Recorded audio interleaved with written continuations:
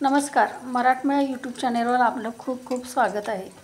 आज मी बनवणार आहे मिरची आणि बटाट्याची भजी, मिरची आलू भजी पकोडे बनवणार आहे। त्यासाठी मी मिरच्या घेतलेल्या आहेत 10-12, बेसन पीठ मी 1 वाटी मोठ्या वाटीने घेतलं आहे। त्यात एक 4 चमचे मी तांदळाचं पीठ मिक्स केलं आहे, त्यामुळे भजी आपले छान होतात। हळद 1 चमचा मी त्याच्यामध्ये घातलेले आहे। खायचा सोडा मी थोडासा टाकलेला आहे त्यात, आणखीन हिंग 1 चिमूटभर टाकलेला आहे मी, ओवा घातलेला आहे, त्यामुळे भज्याला खूप छान टेस्ट येते। हे सर्व मी आता मिक्स करून घेते, चांगलं मिक्स करून घ्यायचं आणि थोडं थोडं लागेल तसं त्याच्यामध्ये पाणी घालायचं। एकदम जास्त पाणी घालून ठेवायचं नाही, जसं लागेल तसं थोडं थोडं आपण पाणी त्याच्यामध्ये ॲड करत जायचं, कारण गुठळ्या होऊ शकतात। छान असं पीठ आता आपण मिक्स करून घ्यायचं आहे। हे मोठ्या मोठ्या मिरच्या आहेत, त्याच्यामध्ये भरून बटाट्याचं सारण करून मस्त अशी छान भजी होतात। हिवाळ्यामध्ये गरमागरम भजी खाण्यासाठी खूपच मजा येते, चहाबरोबर वगैरे। सोबत चहा असला तर काय मग सांगायचं नको। तर आता मी पीठ भिजत ठेवले। आपण आता हे बटाटे मी उकडून घेतले, 4 बटाटे घेतलेत मी, उकडून सोलून घेतलेले आहेत। ते आपण किसून घ्यायचे आहेत, तसे स्मॅश केले तरी चालतात, पण मी किसून घेते, त्यामुळे एकसारखं आपलं सारण तयार होते। मी अशा पद्धतीने सगळे 4 बटाटे किसून घेतलेले आहेत, छान असे एकसारखे झालेले आपला किस। आता मी ते पॅनमध्ये फोडणी टाकून घेते मी, त्याच्यामध्ये मसाला घालायचा आहे। पॅन ठेवला आहे मी, त्याच्यामध्ये 2 चमचे तेल घातलेलं आहे, जिरा 1 चमचा टाकलेला आहे मी, त्याच्यामध्ये हिंग घालते मी 2 चिमट, आलं लसूण पेस्ट केलेली आहे ती मी त्याच्यामध्ये घालते। आता आपण थोडंसं ते चांगलं हलवून घेऊया तेलामध्ये। तेलात चांगलं 1-2 मिनटं असं परतून घ्यायचं। गॅस मिडियमच ठेवला आहे मी, जास्त मोठा असं गॅस केलेला नाही। छान असं आलं लसूण परतून घेऊया। आता आपण त्याच्यामध्ये हे किसून घेतलेला बटाटा आहे तो घालायचा आहे, तो थोडा त्याच्या तेलात परतून घ्यायचा।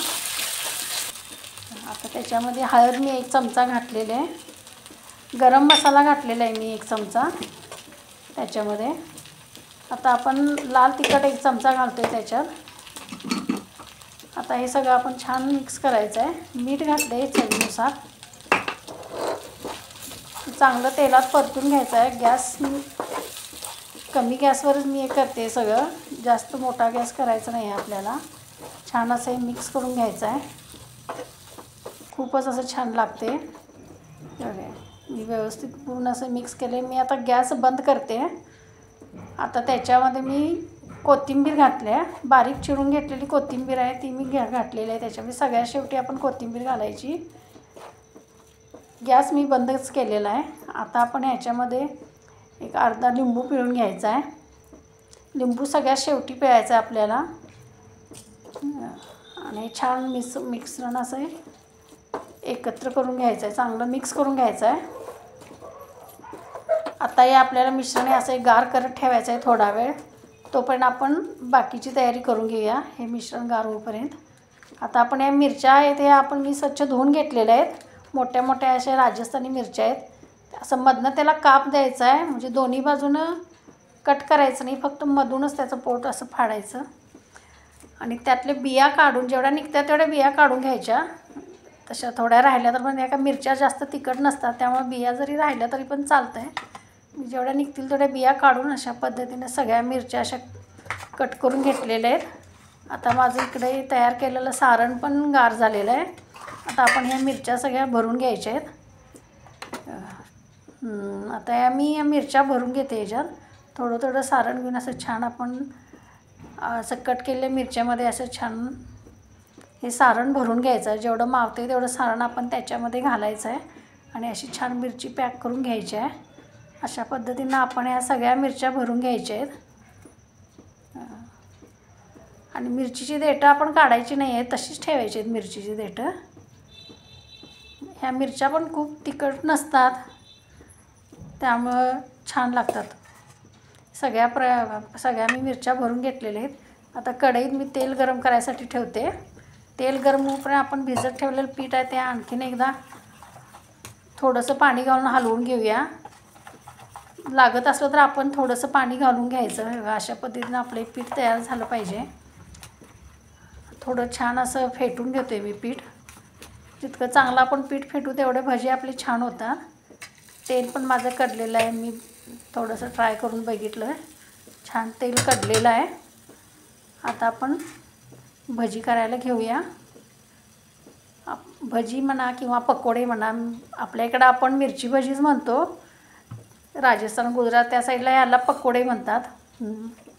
आता हे छान असे तळून घ्यायचे आहेत आपल्याला. बघा मी गॅस मिडियम फ्लेवर ठेवते. लोच करायचा गॅस, मोठा गॅस करायचा नाही. एकदा तेल कढलं की आपण बारीक गॅसवरतीच आपण सगळे पकोडे तळून घ्यायचे आहेत. एकदम मोठा गॅस केला तर पटकन भाजताना आतून कच्चे राहते, पीठ तसंच राहते. म्हणून मिडियम ह्याच्यावर आता आपण पकोडे छान तळून घ्यायचे आहेत. मस्त असे बघा तळलेले आहेत. वरती खाली छान असे चांगले तळून घ्यायचे. खूपच टेस्टी असे हे लागतात. मिरची भजी आहे. थंडीच्या दिवसात गरमागरम काहीतरी मुलांना खायला हवं असते, त्यावेळी आपण असं एखादा प्रकार करून दिला तरीही चालतो. चहासोबत पण खूप छान लागतात हे भजी. अशा पद्धतीने मी सगळे भजी आता तळून घेते. माझी रेसिपी तुम्हाला कशी वाटली हे नक्कीच मला तुम्ही कमेंट करून सांगा. माझ्या चॅनलला सबस्क्राईब केला नसेल तर सबस्क्राईब करा, लाईक करा. मी आता ही अशी सगळी भजी तळून घेते.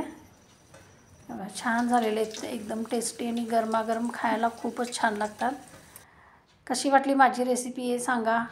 धन्यवाद. हेल्दी खा, हेल्दी राहा. नमस्कार.